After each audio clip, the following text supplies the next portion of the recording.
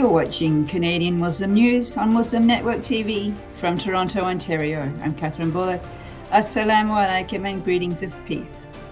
Today a conversation with Saleha Faruque from Justice for All Canada about Canada's response to the rise of fascism in India. But first, some news headlines. 60% of use of force incidents in penitentiaries involve BIPOC prisoners. Support for legal challenge on Bill 21 falls through in Vancouver City Council. Ottawa shelter that was harassed by protesters received $13,000 in donations. And Israeli army kills Palestinian, demolishes house in West Bank. And now the details. Dr. Ivan Zinger from the Office of the Correctional Investigator said that 60% of use of force incidents in Canadian penitentiaries involved Black, Indigenous and peoples of colour, or BIPOC, prisoners. BIPOC prisoners are 44% of the federally incarcerated population. By contrast, white prisoners, representing 52% of the prison population, were involved in 42% of use of force incidents. The annual report was tabled in Parliament on Thursday. Zinger said that the investigation findings are deeply troubling. Use of force means where the police compel a prisoner to comply. A motion before Vancouver City Council to contribute $10,000 to a legal challenge against Quebec's Bill 21 failed to pass on Wednesday after it did not garner the required two-thirds majority. Bill 21 bans public employees from wearing religious attire while in positions of authority. Councillors that voted against the decision cited the city's tight budget and agreed on an amendment that encouraged council members to donate personally to the legal fight. The National Council of Canadian Muslims, the World Sikh Organisation of Canada, and the Canadian Civil Liberties Association are mounting a legal challenge to the bill. An Ottawa shelter received $750,000 in donations after reports of verbal and physical harassment by Freedom Convoy protesters. Shepherds of Good Hope garnered donations from around the world, including Australia. After publicising the events on Twitter, President and CEO Deirdre Freiheit told local media sources. The money will be allocated towards new shelter building projects, covering unexpected costs due to inflation and funding their soup kitchen and residences, which serve nearly 1,000 meals a day. Earlier this morning, the Israeli army killed 17-year-old Palestinian Mohammed Abu Saleh and wounded 5 others after storming the Silat al-Harathia village north of the occupied West Bank. According to Anadolu agency correspondent on the ground, Israeli forces also demolished a house in the same village. Prior to the demolition, clashes erupted between the Israeli forces and local residents, with angry youth throwing stones and the soldiers responding with live bullets, tear gas and sound bombs. Israeli forces have made it a custom to demolish the houses of Palestinians it accuses of involvement in attacks on Israeli settlers. And that's it for the news. There are alarming changes in India as the BJP government restricts Muslim rights and far-right parties are calling for genocide. We have in this show talked previously to people from Justice for All Canada and Justice for All US about their campaign called Save India from Fascism. Today we have with us Justice for All Canada staff member Saleha Faruque for an update on the campaign. Assalamu alaikum and welcome to the show. Walaikum salam. Always a pleasure to be with you, Dr. Kathy. It's a pleasure to have you, Saleha. Justice for All Canada is a lobby group raising the issue of human rights in several hotspots around the world. Today we're going to talk about the campaign called Save India from Fascism. You've been having some lobbying efforts with the Canadian government. Can you just tell us one of the things that you've been doing? Certainly. So our human rights organization has been focusing on putting together quite a detailed memo document that puts forward a few key policy recommendations that the federal government, as well as global affairs, and certain key ministers, as well as the Prime Minister, can keep in mind as they increase their bilateral relations with India. We have shared a copy of this memo with all of the 320 or so members of parliament. And as a result, we've gotten a lot of positive responses and requests for meetings. So this document per se covers a lot of ground, but particularly recent calls to genocide that have been made in Haridwar state, which is a pilgrimage region in India. And a few prominent leaders have used their public platform to incite hate speech, as well as mass violence and genocide against a number of minorities, but especially Muslim minorities. And international law has shown us time and time again why incitement to genocide is a discriminatory act, and it does go against international humanitarian policies and laws. So you sent a letter, you sent a memo to you said that all the members of parliament and the Prime Minister, and highlighting, you said that there were recommendations. What is it that you've recommended?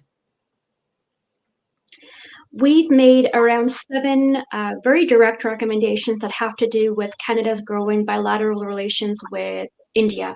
So, for example, the Comprehensive Economic Agreement Partnership is something that Canada is undertaking with India. And of course, recently our Minister of Business has met with a few Indian officials to talk about that business and economic growth relationship with India, which is normally a wonderful thing. However, our biggest recommendation in the policy asks that human rights experts are engaged within any kind of foreign policy relationship or bilateral communication with India as that relationship is growing. And unfortunately, that has not happened. We know that Canadian officials, members of parliament, as well as larger and smaller leaders are consistently meeting with certain members of the BJP government and ministers in that regard. And unfortunately, human rights has never been a part of that conversation. So that's the biggest thing. We also want Canada to end the silence that I'm talking about when it comes to human rights. I think that Canada has done a wonderful job in terms of spotlighting and standing against the human rights atrocities in East Turkestan against Uyghur Muslims. And of course, I have to say we're still waiting on that federal label of genocide against the Uyghur Muslims. But in a similar vein, we do want the federal government to begin to talk about the various human rights violations that are mostly facing Muslim minorities in India, as well as equally impacting, I should say, Christians in the region, as well as Sikhs. We also have Dalit communities that face discriminatory violence, as well as a very unique indigenous group in the region called Adivasis. So if I heard you correctly, you're saying that you have asked that in these trade delegation conversations, there be human rights experts included. So let me be a little bit maybe naive here. We're sitting around the table. We have Indian ministers and trade bureaucrats. We have Canadian, and there's a human rights person in the room. What are they going to do? I think that there is a lack of expertise and there's a lack of education and awareness of how fringe groups, as well as groups called Hindutva organizations and leaders, who are, I want to be very explicit here, far-right leaders, and they have almost a fascist and Nazi-like ideology. These religious groups are vastly different from regular Hindus, and Hindutva ideology vastly differs from Hinduism, whereas Hinduism is a religion that has existed for centuries alongside other faiths in a peaceful coexistence, and that has quite a rich history and a lot that we can learn from Hinduism. Hindutva is really based on far-right, fascist Nazism-like ideology. And we are finding from our discourse with impacted Indians and from the research that we're doing is that Canadian leaders don't know this. Of course, the regular public is also lacking this awareness. However, if Canada is to increase its relationship with India, if they want to grow that partnership, as of course they are trying to reduce the ongoing activities with China as a result of China's human rights violations in East Turkestan, there needs to be an awareness about this amongst our biggest lawmakers in government. So I think to answer your question, that is the most important thing that these human rights experts would be talking about every step of the way. And you mentioned that you've got some positive feedback. So how is the feedback positive? A number of different ways. I want to take you back to the recent federal election where our organization released a federal party report card, let's say, and we rated each party. We gave them a certain grade or rating based on whether or not they have used their platform or their voice to talk about global injustices and global human rights violations. I want to give a quick reminder to our viewers today that Canada is a major party of the Genocide Convention, having ratified this document in 1952. And so part of this, so having this measure being a part of this important historical measure, all of the country signatories are required to prevent and to stand against incitement to genocide, as well as ongoing genocide. So that's something that we have to keep in mind. And when we approach these MPs, and going back to the federal report card, a few parties have used their platform to talk about why the India's BJP majority government is not currently doing the right thing in terms of its discriminatory policies.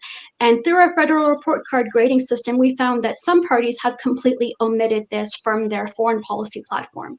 So when reaching out to all of these hundreds of MPs, we found that a number of them really sympathize with our cause, and they do express kind of the complexity of the issue and the challenges that they face in actually being able to say something. But we do find that willingness there to listen and to participate. And as I said, we've already held a few meetings with these MPs, and we do have a few meetings coming up as well. So in our mind, I do think that's positive, just to see that willingness to have this dialogue on behalf of human rights, just keeping in mind that Canada is a major party to the Genocide Convention and also a lot of similar international humanitarian laws that we need to see Canada step up and fulfill their obligations under these global measures. So you mentioned the MPs who may or may not be part of the power makers in the party. What about the Prime Minister himself and the ministers that you've addressed? Are you getting a response? I think when it comes to members of parliament, I'm learning new things almost every day. Members of parliament are themselves lawmakers in the sense that they take the concerns of their local constituents to parliament and they raise these issues in parliament. And the way that our Canadian government works is that the Prime Minister and all members have a responsibility to listen to these members of parliament.